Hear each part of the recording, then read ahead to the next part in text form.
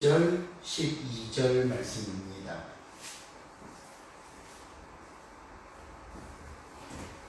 신약성경 217페이지입니다. 사도행전 17장 11절과 12절 말씀.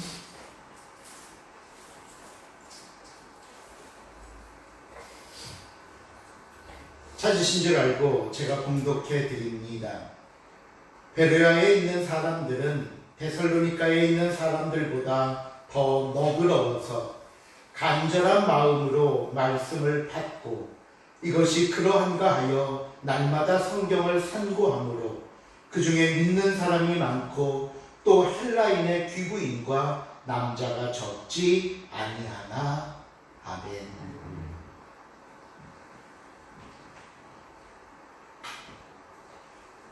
지난 시간에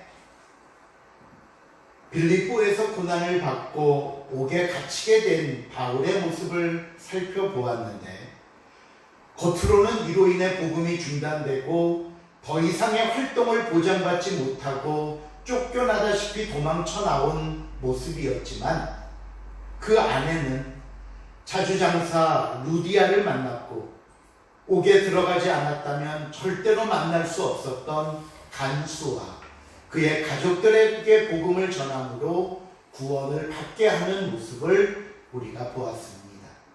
이렇듯 하나님의 길, 아니 우리의 모든 삶이 단순히 겉으로만 보고 판단하고 결과를 말하기에는 그 안에 담긴 메시지나 모습들이 너무나 많다는 것을 우리가 다시 한번 깨닫게 됩니다.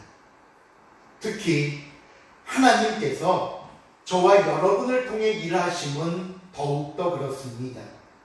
겉으로는 분명 실패이고 아픔이고 고난이지만 그것을 통해 주님의 길을 가게 하시고 주님의 뜻을 이루게 하신다면 그 실패가 곧 성공이 되고 아픔과 고난마저도 기쁨과 감사가 된다는 것이 오늘 저와 여러분에게 말씀하시는 하나님의 교훈입니다.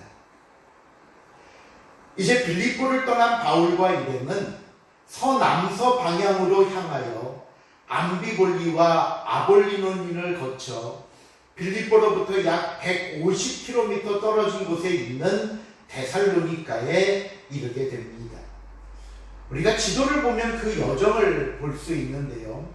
여러분 보실 때 이 왼쪽 위에 빨간 박스로 되어 있는 곳이 지금 오늘 본문에 나오는 여정들이 기록되어 있는 곳이고요. 이 빨간 박스를 조금 더 확대해 보겠습니다. 보실 때 이쪽에 있는 것이 빌립보였고요. 그 다음에 남쪽, 서남쪽으로 약간 내려오니까 암비볼리가 있고 그 옆으로 조금 더 내려와서 아볼로니아가 있고요. 그 다음에 더 서쪽으로 진행을 하면 데살로니가, 그리고 오늘 우리가 나중에 살펴볼 베레아까지 가까운 지역에 이렇게 몰려있는 것을 우리가 발견할 수 있습니다. 자, 그렇다면 빌립보를 떠나 데살로니가로 옮겼는데 이 데살로니가는 그럼 어떤 도시인가? 역사적 배경을 보면요, BC 315년 마게도냐 왕 카산더에 의해 건설된 도시입니다. 그는 이 도시를 건설하고 나서 우리가 지난 시간에 빌립보서에서도 나왔던 인물이지만 필립 2세의 딸이자 자신의 아내인 데살로니가의 이름을 이 도시의 이름으로 정했습니다. 그리고 나서 이 도시는 로마 제국 시대에는 마게도냐 지역의 정치적 중심지인 수도 역할을 담당했고요. 비잔틴 제국 시대에는 콘스탄티노플 다음 가는 도시로 성장을 했습니다. 바울은 이 도시인 데살로니가에서 3주간 머물면서 복음을 전한 것입니다. 그런데 우리가 관심을 가지고 살펴봐야 할 내용이 본문에 나옵니다. 여러분, 오늘 본문 사도행전 17장 1절 중반부에 보시면요, 데살로니가에 이르니 거기 유대인의 회당이 있는지라는 말씀이 나오고 나서 그 다음 2절을 보시면은 바울이 관례대로 그들에게로 들어가서 새 안식일의 성경을 가지고 강론하며라는 말씀이 나옵니다. 이 중에 우리가 눈여겨봐야 할 것이라는 것이 뭐냐면요, 그 2절에 나오는 자기의 관례대로라는 표현입니다. 자기의 관례대로. 이 말씀은 바울이 어느 도시에 가든지 가장 먼저 회당을 찾아가서 그곳에서 말씀을 전하는 것이 바울의 관례이자 복음을 전하는 방식이었다고 설명합니다. 우리가 이미 1차 전도 여행 때도 바울이 가는 곳마다 회당을 찾았던 모습을 볼 수 있었고요. 지난 빌립보에서는 이 회당이 없어서 기도처를 찾아 나갔던 모습도 보았습니다. 자, 그렇다면 여러분, 왜 바울은 항상 회당을 먼저 찾았을까요? 왜? 여러 가지 이유들이 있는데요. 첫 번째 이유는 바울은 복음이 그래도 유대인에게 먼저 선포되어야 한다는 생각을 가지고 있었기 때문입니다. 그래도 유대인이 먼저가 아니겠느냐. 로마서 6장 16절에 보시면요, 사도 바울이 복음에 대한 설명을 하면서 이렇게 얘기합니다. 내가 복음을 부끄러워하지 아니하노니 이 복음은 모든 믿는 자에게 구원을 주시는 하나님의 능력이 됩니다. 첫째는 유대인에게요, 또한 헬라인에게로다. 이 로마서 1장 16절을 비롯해서 몇몇 곳에 바울은 이 설명 가운데 항상 첫째는 유대인에게요, 또한 헬라인에게로다. 이렇게 바울은 항상 유대인들이, 자기 조국과 자기 민족이 복음을 듣고 주님 앞으로 돌아와야 한다는 간절한 소원이 있었습니다. 그러기에 그는 가는 곳마다 회당에 들어가 유대인들을 상대로 복음을 전했던 것입니다. 또 다른 이유도 있습니다. 회당에는 유대인들도 있었지만 유대교와 구약 성경에 대해 좋은 감정을 가지고 좀 배우고 알고자 하는 이방인들도 있었습니다. 이들은 어떤 면으로 볼 때 복음을 받아들이기 아주 쉬운 사람들이었습니다. 아무것도 모르는 사람들이나 교회나 예수님에게 반감을 가지고 있는 사람들에게 복음을 전하기보다는 비록 유대교와 구약 성경이지만 이에 관심을 갖고 있는 사람들에게 복음을 전하는 것이 훨씬 쉽기 때문입니다. 세 번째 이유가 있습니다. 이 회당이 예배 장소뿐만 아니라 이방인 지역에서 여행객의 숙소나 직업 알선소의 역할을 감당했고요. 또 유대인들의 모임 장소로도 활용되면서 이방 지역에 있는 유대인들의 삶의 중심지 역할을 하고 있었습니다. 이걸 이해하기 쉽게 설명드리면 해외에 있는 한인교회를 생각하시면 쉬울 겁니다. 그 해외에 있는 한인교회들은 예배드리는 곳일 뿐만 아니라 해외에 거주하고 있는 한인들이 매 주일에 모여 교제도 나누고 정보도 교환하고 고국 소식도 듣는 곳이 교회입니다. 또 그 교인 중에 누가 고국을 방문한다고 하면 인편으로 소식을 전하기도 하고요. 또 고국에서 필요한 물건을 부탁해서 받기도 하는 것이 한인교회에서 일어나는 일들이라는 겁니다. 당시 회당이 유대인들에게 이런 역할을 하고 있었고요. 특히 이 직업을 알선해주는 이런 역할은 바울이 선교 여행 중에 경비를 마련할 수 있는 기회를 얻을 수 있는 곳이었던 것입니다. 이런 이유들로 바울이 찾아가는 도시마다 먼저 회당을 찾았지만 이 모든 이유보다 가장 중요한 이유가 있습니다. 그게 뭐냐 하면요, 이 회당에서는 예배 참석자들에게 말씀을 전할 수 있는 기회가 제공되었습니다. 당시 회당에서는 회당을 관리하고 예배 때마다 사회를 보는 회당장이 있었습니다. 그는 매 안식일마다 정해진 성경을 읽고 나서 그 자리에 참석한 사람들 중에 어떤 부탁을 했는가 하면요, 혹시 여러분 중에 누가 성경 말씀을 잘 풀어서 우리에게 도움을 주실 분은 안 계십니까? 라고 묻곤 했습니다.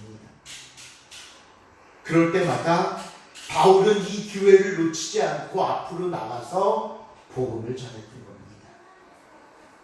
이런 모습이 성경에 또 나옵니다. 누가복음 4장 16절 이후에 보면은요, 예수님께서 회당을 방문하셨을 때의 모습이 기록되어 있는데, 예수님이 당신이 자라신 나사렛에 도착했을 때 안식일이 되자 회당에 들어가십니다. 그때 성경을 읽으려고 자리에서 일어나자 회당장이 이사야서가 기록된 책을 예수님께 드립니다.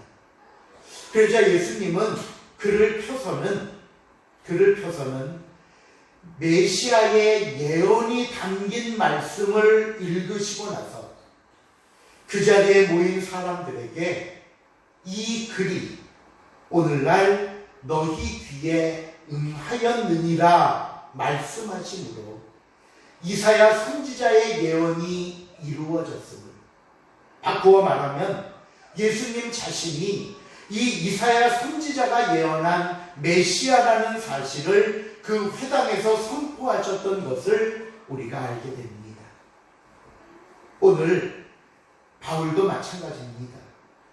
특히 바울은 총망받는 유대교의 랍비였습니다. 그러니 그가 구약 성경을 통해 예언된 메시아의 이야기를 하면서 이 예언의 주인공이 예수님이라는 사실을 설명할 때 그곳에 있는 많은 사람들이 이 말씀을 통해 예수님을 발견하고 구원에 들어오게 된 것입니다. 바로 이런 이유로 바울은 가는 곳마다 회당을 찾았고 그곳에서 복음을 전했습니다.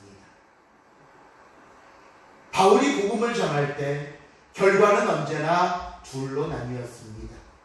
먼저 4절 말씀을 한번 읽어볼까요?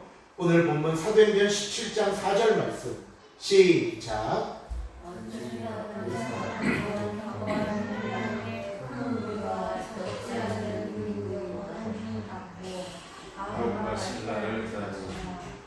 첫 번째 결과는 바울이 전하는 복음을 듣고 말씀을 따라 예수님을 믿고 따르는 사람들이 있었다는 겁니다.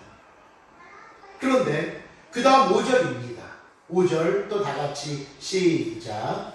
그는 우리들을 시기하여 저자였던 괴악한 사람들을 데리고 떼를 찔러 성을 소동케 하여 야손의 집에 걸려들어 저희를 백성에게 끌어내려고 찾았으나 유대인들에게는 바울이 전하는 복음이 듣기 싫은 소리였습니다.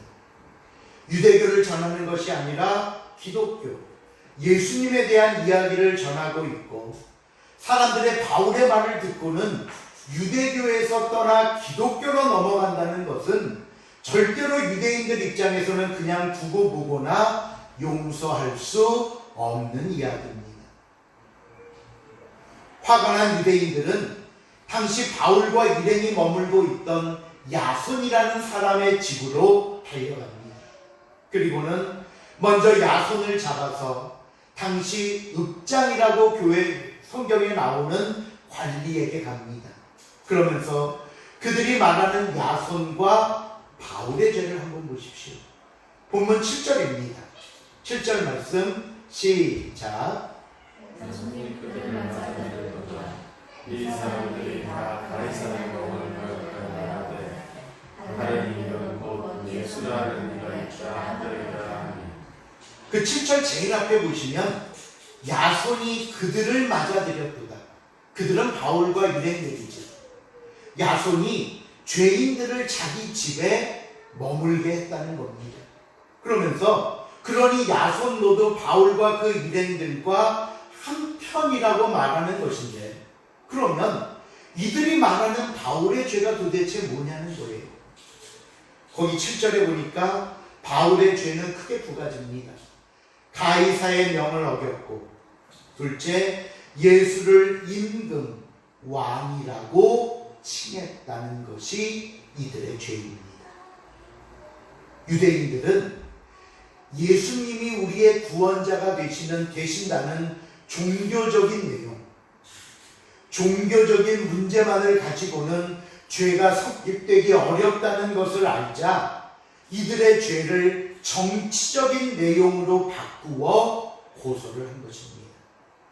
특별히 앞에 6절 하반절에 보시면요, 천하를 어지럽게 하던 이 사람들이라고 표현합니다. 이 말을 쉽게 바꾸면 체제 전복이나 어떤 선동을 하고 있는 사람들이라는 의미입니다. 황제를 부인하고 황제의 나라를 무너뜨리려는 사람들, 황제를 끌어내리고 예수를 새로운 왕으로 삼으려는 사람들이라는 뜻이니 이들이 볼 때 이것이 얼마나 무서운 죄로 둔갑시킨 것입니다.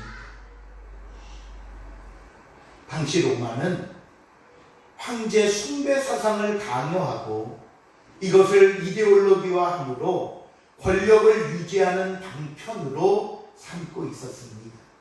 그래서 당시 가이사와 그의 후계자들은 신으로 추앙받고 있었고, 오늘 본문 7절에 나왔던 그 가이사의 명이라는 것은 가이사를, 황제를 신으로 섬길 것과 황제에게 충성을 다할 것을 명령하는 내용이 담긴 명령이었던 겁니다. 그런데 지금 유대인들이 바울과 일행을 고소하면서 이들이 바로 이 명령을 어기고 있고, 더 나아가 황제를 부인하고 예수를 왕으로 삼으려고 한다고 하니 관리들이나 로마 입장에서는 그냥 두고 볼 수 있는 일이 아니었습니다. 그러니 이제 야손은 물론이고 바울과 일행에게 아주 큰 어려움이 닥친 것입니다. 자, 그럼 야손은 이 문제를 어떻게 해결을 했는가? 9절로 가볼까요? 9절 말씀 시작.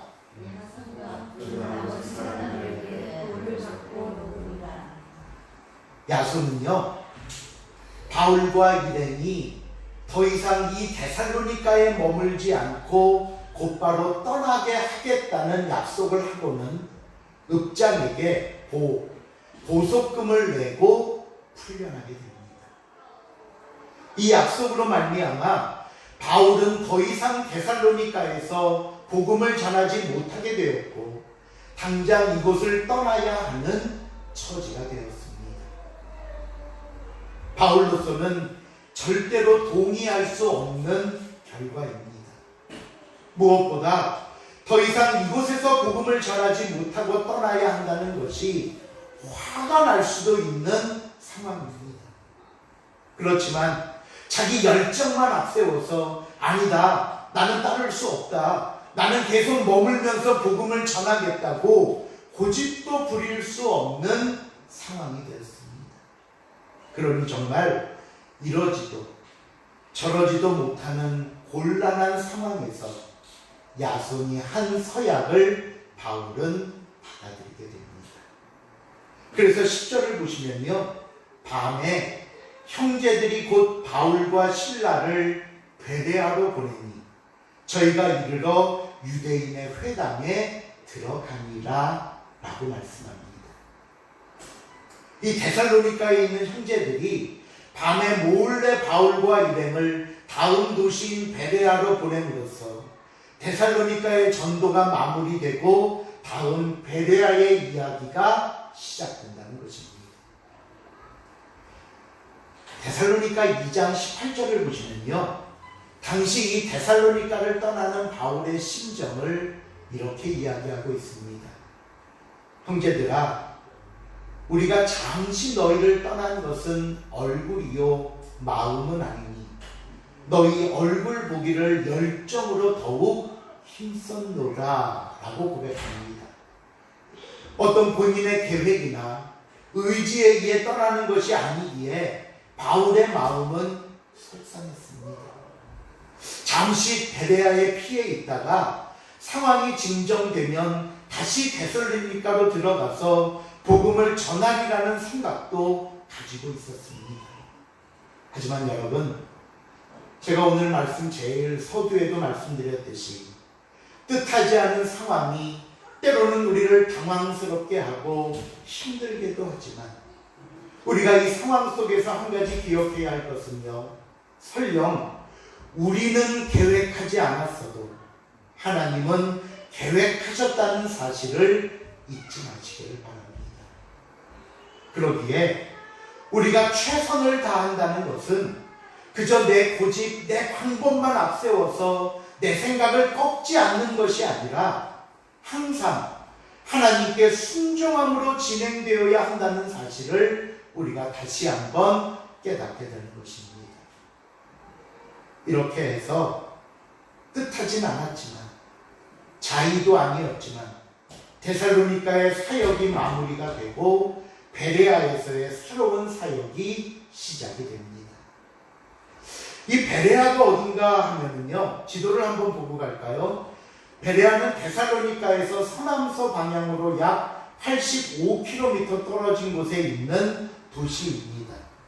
지도를 보시면 여기 데살로니가에서 다시 서남 방향으로 내려오면 여기 있는 도시의 이름이 바로 베레아인 도시입니다. 그런데 이 베레아에서 바울이 전혀 생각지도 못했던 상황과 결과를 만나게 됩니다. 그게 바로 오늘 본문 11절, 12절 말씀입니다. 우리 같이 한번 읽어봅니다. 11절, 12절 말씀 시작. 데살로니가에 있는 사람들보다 더 더러워서 간절한 마음으로 말씀을 받고 이것이 그러한가 하여 날마다 성경을 상고함으로 그 중에 믿는 사람이 많고 또 헬라의 기구인과 남자가 적지 않으나. 이 11절, 12절 말씀은요, 바울 그 당시부터 오늘 이 시간까지 베레아 하면 더 신사적이고 너그러워서 말씀을 받았던 사람들이 생각나는 말이 되었고요.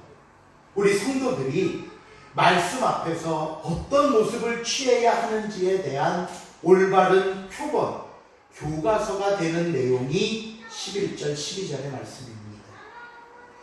이 베레아 사람들이 말씀을 대했던 자세와 모습을 다시 한번 살펴보면, 첫째로 베레아 사람들은 데살로니가 사람들보다 더 너그러웠다라고 설명합니다. 이 너그러웠다는 말의 의미는요, 바울이 전하는 복음을 편견 없이 정중하게 들어주었다는 의미입니다. 편견 없이. 여러분, 때로는 왜 우리가 말씀을 들어도 은혜가 되지 않는 줄 아십니까? 편견이 있어서 그렇습니다. 순전한 마음으로 말씀을 받는 것이 아니라 재고 따지려 하기 때문입니다. 예전에 설교학 시간이니까 굉장히 오래됐죠. 설교학 시간에 교수님이 우스운 소리이지만 뼈 있는 말씀을 하신 것을 제가 아직도 기억하고 있습니다.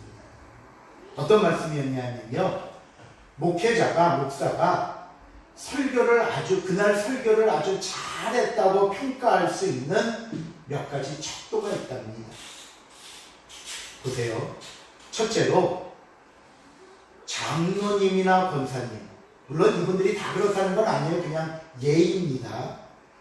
그날 말씀을 들으면서 권사님이나 장로님이 아멘 했다면 그날 설교는 잘한 것이랍니다. 왜냐하면 이분들은 오랫동안 신앙생활을 해왔기 때문에 주보의 성경 본문만 보면 이 내용 이거는 뭐 이런 얘기 하겠구나 미리 생각하고 앉아갖고 말씀을 듣기 전에 본인들이 이미 서론 본론 결론 다 내고는 앉아있으니 좀처럼 은혜 받기 힘든데 이런 분이 아멘을 했다는 것은 그날 설교는 잘했다는 거예요. 두 번째, 부목사님이나 전도사님이 아멘을 하면 그건 잘한 정도가 아니라 아주 잘한 설교를 합니다. 보통 이분들은 그날 목사님이 이렇게 설교를 하면 보통 이제 부목사님이나 전도사님은 저 뒤쪽에 앉아 있으니까 뒤에 앉아서 이렇게 성경을 먼저 펴놓고 이 말씀은 문법적으로 어떻고 뭐 맞는지 틀리는지 뭐 성경적 배경은 어떻고 설교의 구성이 왜 저렇게 될까 역시 그걸 논하고 따지느라고 은혜 받기가 쉽지 않은데 그날 설교에 부목사님이나 전도사님이 아멘 했다면 어떤 설교? 아주 잘한 설교. 마지막은 누가 아멘하면 최고의 설교일까요? 마지막은요, 사모님 또는 목회자의 가족들이 아멘하면 그거는요 최고의 설교랍니다. 이들은 평소 교회에서 목사와 성도로 만나기보다는 가정에서 뭐 때로는 남편으로 때로는 가족으로서의 목사님의 모습을 보는 경우가 많다 보니까 어느 순간에는 교회에서와 집에서의 모습이 달라 라고 하면서 때로는 말씀을 들어도 집에서는 좀 잘하지 그렇죠?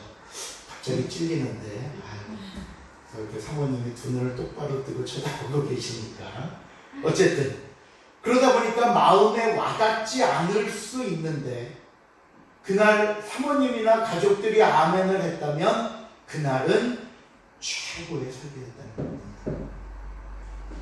무슨 의미인지 아시겠죠? 말씀을 들을 때 편견을 버리십시오. 오늘 나에게 주시는 하나님의 말씀으로 알고 정중한 마음으로 받으십시오. 하나님의 말씀 앞에 겸손하십시오.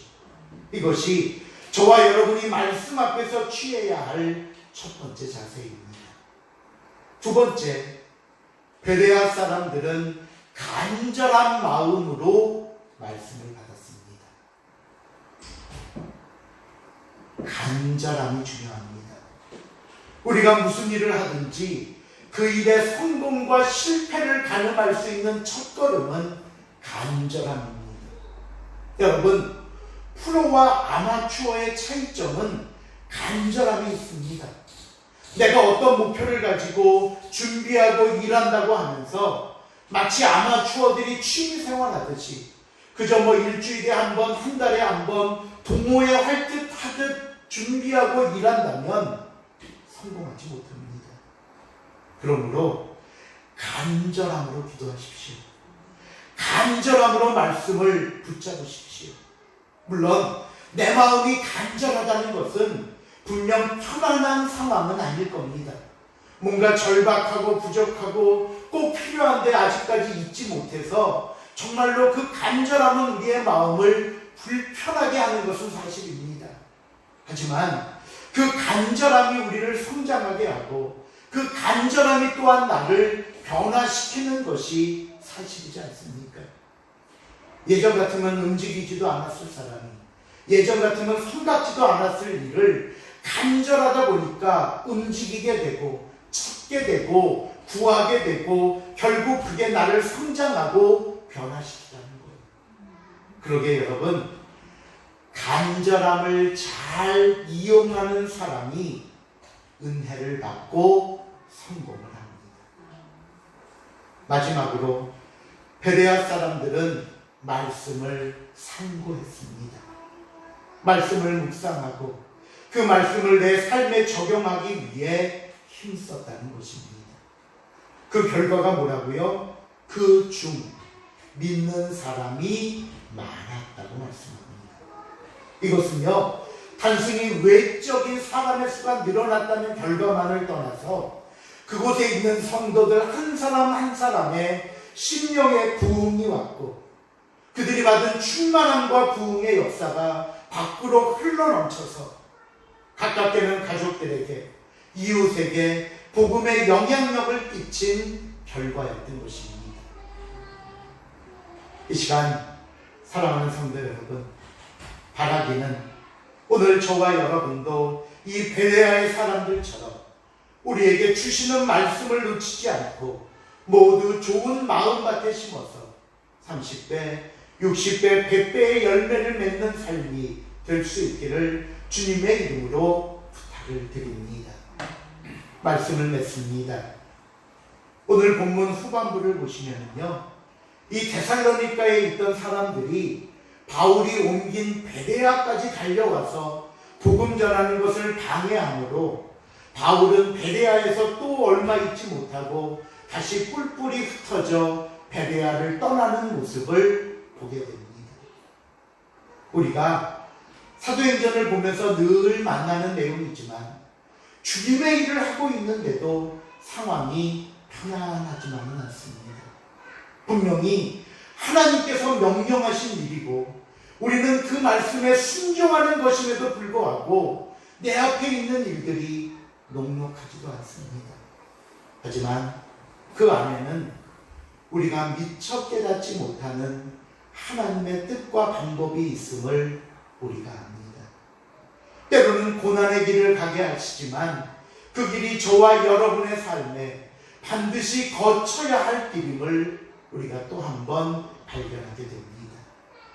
그러므로 여러분, 날마다 말씀과 기도로 주님 앞에 매달리시기 바랍니다. 편견을 버리고 간절한 마음으로 말씀에 귀 기울이시기 바랍니다. 그리고 말씀대로 살려고 최선을 다하시기 바랍니다.